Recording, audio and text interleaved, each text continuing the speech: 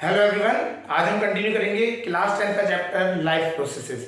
अभी तक हमने होलोजोइक मोड ऑफ न्यूट्रिशन पढ़ लिया था in amoeba.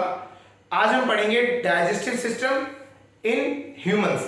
Basically nutrition in humans ही है, उसे हम जो सिस्टम कहते हैं जो हमारी बॉडी में, उसे डाइजेस्टिव सिस्टम कहा जाता है। हमारी बॉडी में ऑर्गन्स मिलके बहुत सारे ऑर्गन सिस्टम बनाते हैं, जैसे digestive system, circulatory system, respiratory system.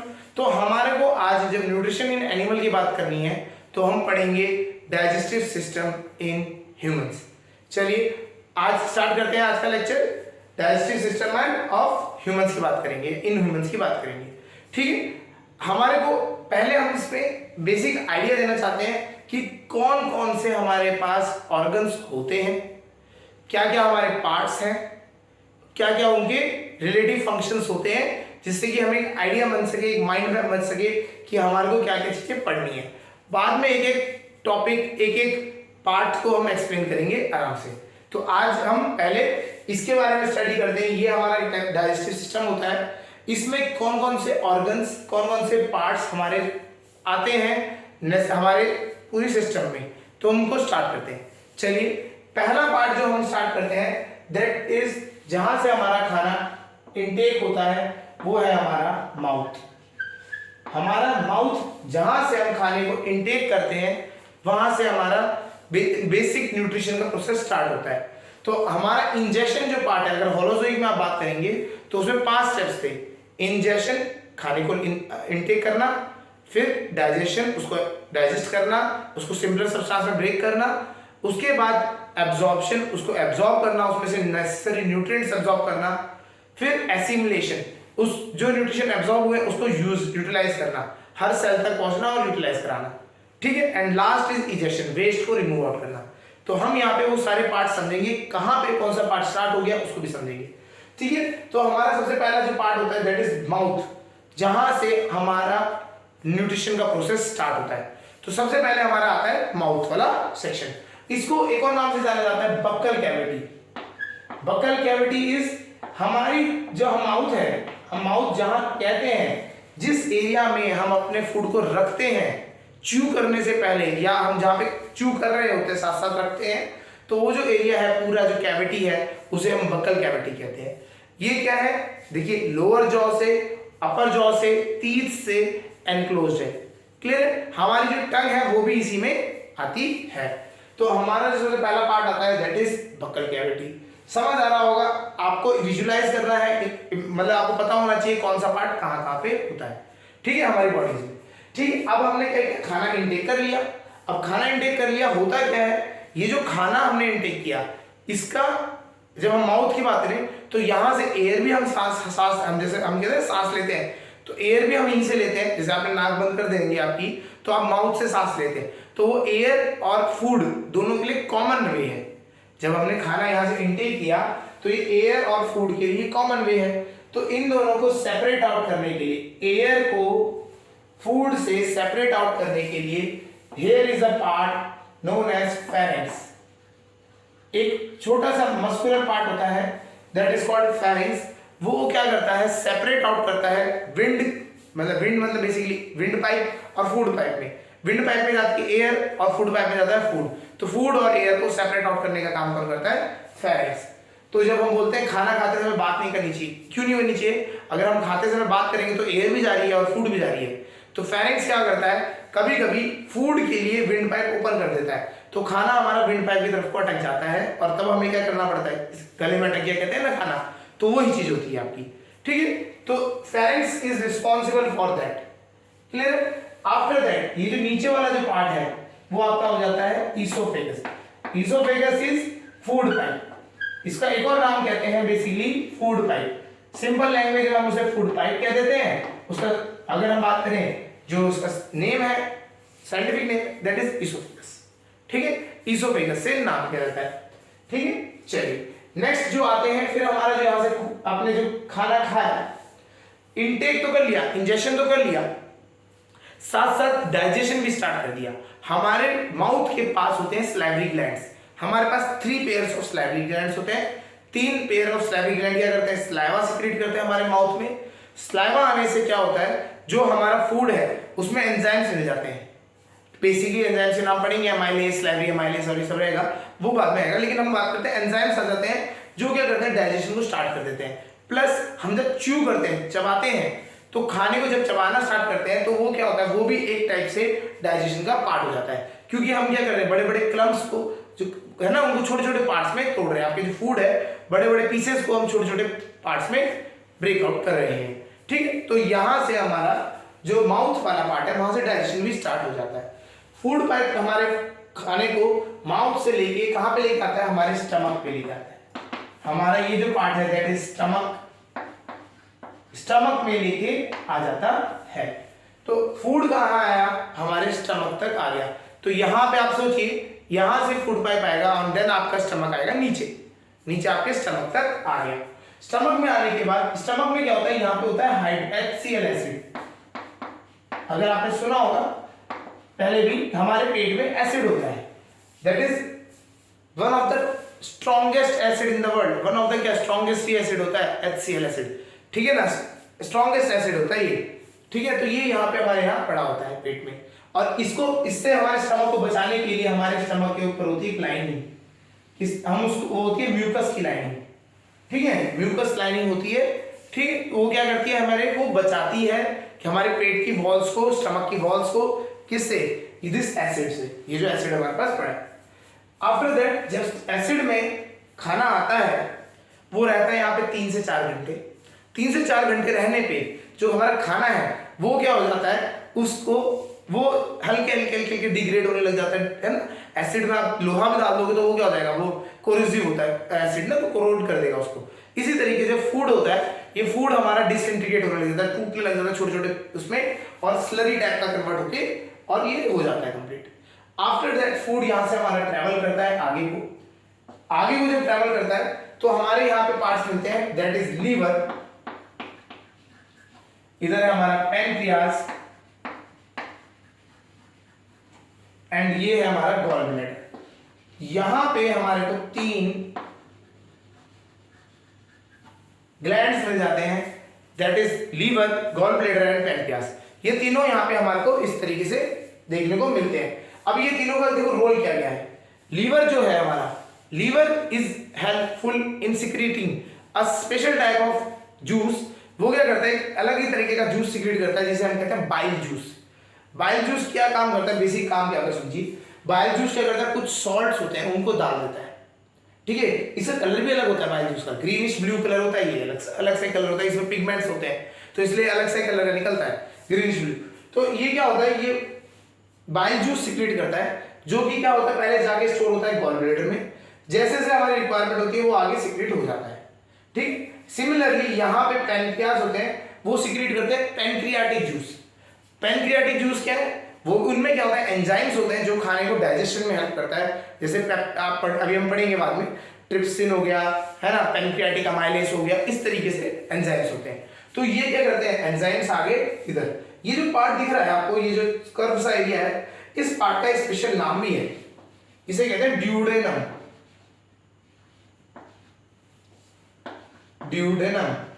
Duodenum basically duodenum क्या है, इट इज नथिंग, यहां से हमारा स्मॉल इंटेस्टाइन वाला पार्ट स्टार्ट हो जाता है।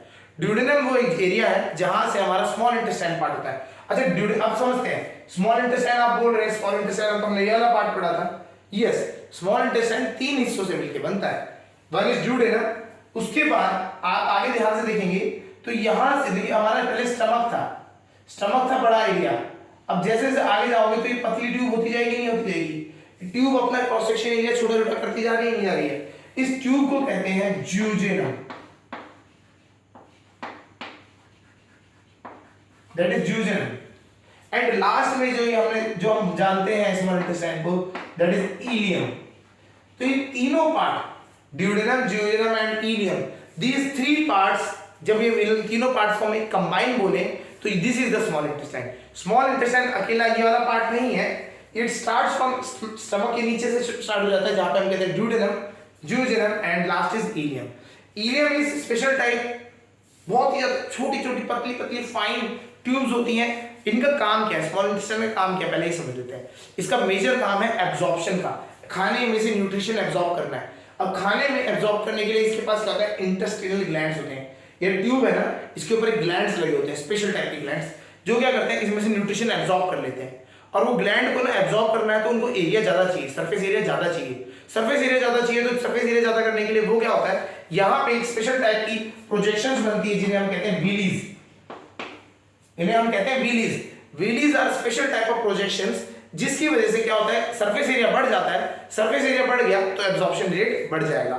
ठीक है, तो यही आपका कंसेप्ट यहाँ पे आता है जो आपका इलियम में। अगर क्वेश्चन में आ जाएगा, कभी पूछा जाए आपसे why ileum are such designs, या what is the design of ileum so to absorb maximum nutrients, कैसे, it is in the form of villi, जो व्हीलीज की फॉर्म में होते हैं, जिससे कि सरफेस एरिया बढ़ जाता है। सरफेस एरिया बढ़ गया तो क्या होता है, उससे एब्जॉर्प्शन रेट बढ़ जाता है और एब्जॉर्प्शन की क्वालिटी बढ़ जाती है, एब्जॉर्प्शन ज्यादा हो जाता है।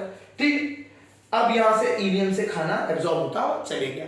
ये बहुत लंबी ट्यूब होती है, ये छोटी मोटी ट्यूब नहीं है कि आप सोच रहे हैं कि छोटी सी यहां से ऐसा है, नहीं, इट इज अ क्लस्टर, बहुत लपेटी हुई होती है। ठीक है, आप अगर बात करें तो it can go for 6 feet, मतलब आपको 5 फीट का बंदा है, 6 फीट की उसके आंतें निकल रही है। ठीक है, तो इस तरीके से होता है, बहुत ज्यादा ये एक साथ इकट्ठा हो रखी होती है। ठीक है, इसको स्ट्रेच करोगे तो ये बहुत लंबी चली जाती है। क्लियर है, तो इलियम से हमारा खाना जो खाने में न्यूट्रिएंट्स है जितने भी वो एब्जॉर्ब हो गए। अब खाने से न्यूट्रिएंट तो एब्जॉर्ब हो गए, बचा क्या, उसमें दो ही चीज बची, one is waste and another is water. Water is left, अगर हम बात करें water is left behind because nutrient absorb हुआ है, वाटर नहीं हुआ है। तो वाटर के लिए क्या होता है, ये जाके हमारा यहाँ पे आता है इस साइड लार्ज इंटेस्टाइन में। दिस पार्ट, ये जो आप देख रहे हैं ये है लार्ज इंटेस्टाइन, ये पूरा पार्ट है आपका लार्ज इंटेस्टाइन। लार्ज इंटेस्टाइन में अगर हम बात करें तो यहाँ पे सबसे पहला पार्ट जो आता है that is caecum. Large intestine 3 हिस्से में बटा हुआ है, लार्ज इंटेस्टाइन में 3 पार्ट्स में है, सीकम, कोलोन, रेक्टम, 3 है। ये वाला जो पार्ट है दैट इज सीकम। इसी में आपको एक चीज मिलता है जिसे कहते हैं अपेंडिक्स। अपेंडिक्स आपने सुना होगा, बहुत सारे लोग डॉक्टर के पास ऑपरेशन करा के ले आते हैं अपेंडिक्स का ऑपरेशन। ये क्या होता है, अगर आप ओवरवेट लिफ्ट करते हैं, कभी कभी ये वाला पार्ट आपकी बॉडी से क्या होता है, जैसे बाहर निकल आता है। ठीक है, थोड़ा सा बाहर को आ जाता है, इसका क्या करते हैं, इसको फिर इसमें क्या करते हैं, इसको रिमूव आउट कर देते हैं।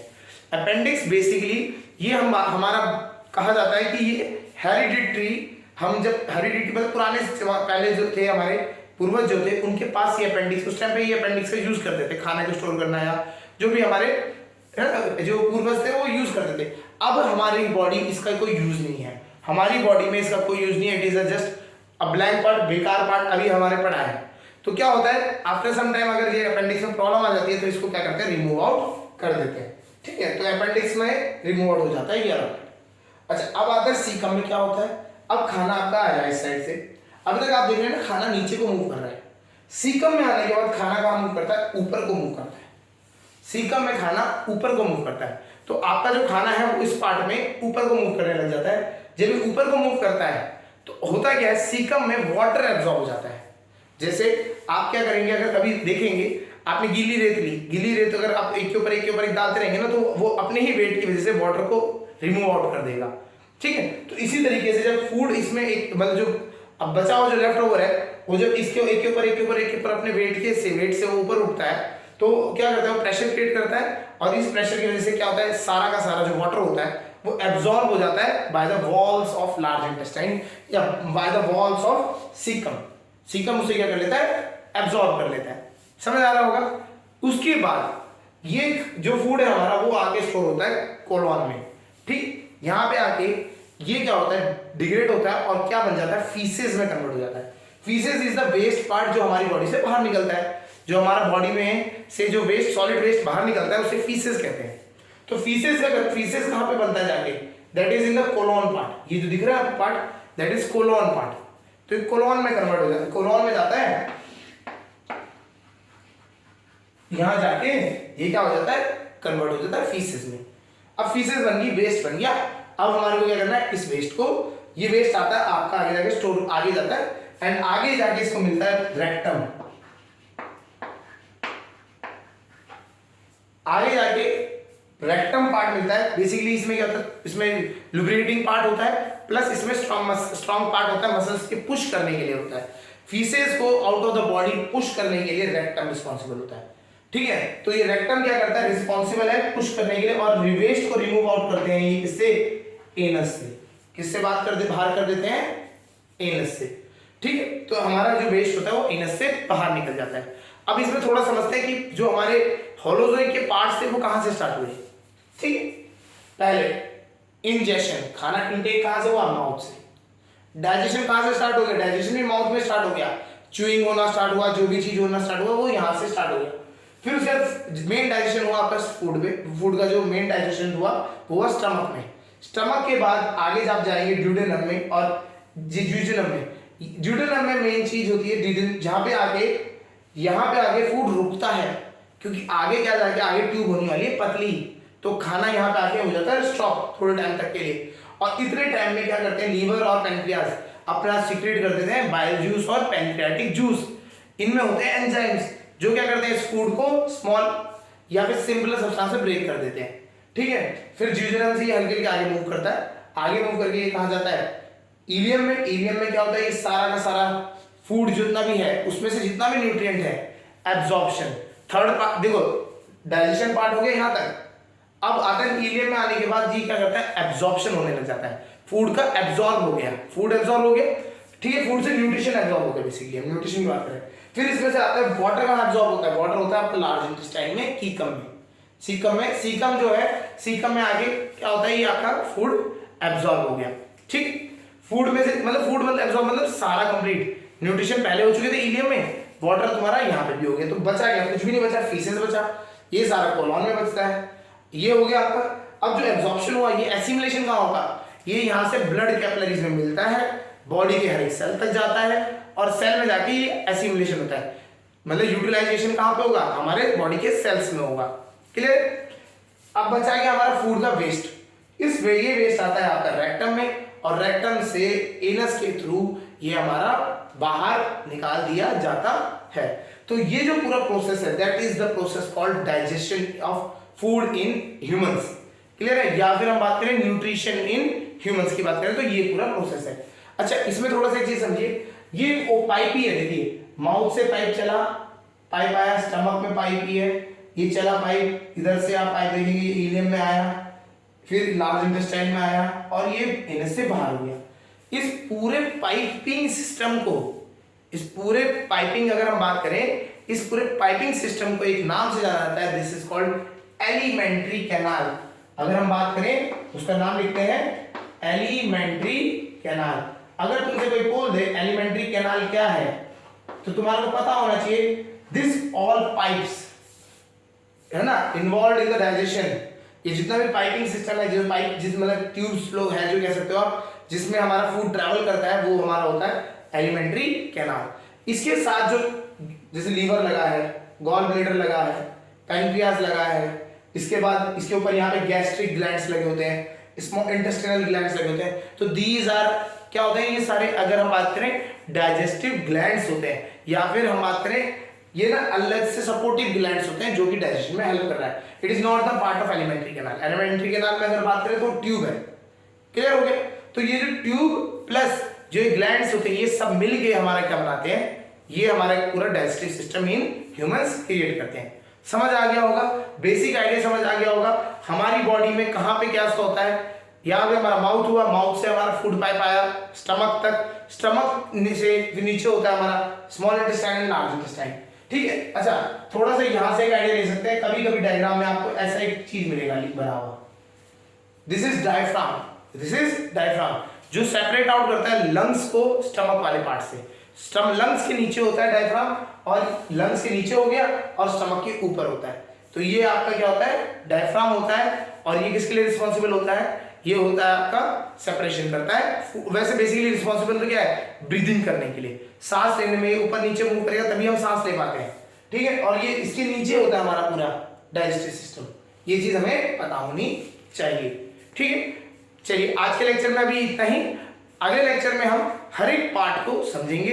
ये जो हमने ये जो सारे वर्ड्स लिखे हुए हैं, इन सारे पार्ट्स को समझेंगे, इनकी डेफिनेशन समझेंगे, इनके यूजेस समझेंगे, इनकी फंक्शन समझेंगे, एंड आफ्टर दैट जो इनके अंदर अलग अलग टाइप के एंजाइम्स रिस्पॉन्सिबल होते हैं जिससे हमारे फूड डाइजेशन में हेल्प होती है, या फिर हम बात करें जिसमें हमारे फूड कैसे कैसे ब्रेक डाउन होता है, वो सारा प्रोसेस हम आगे समझेंगे। ओके।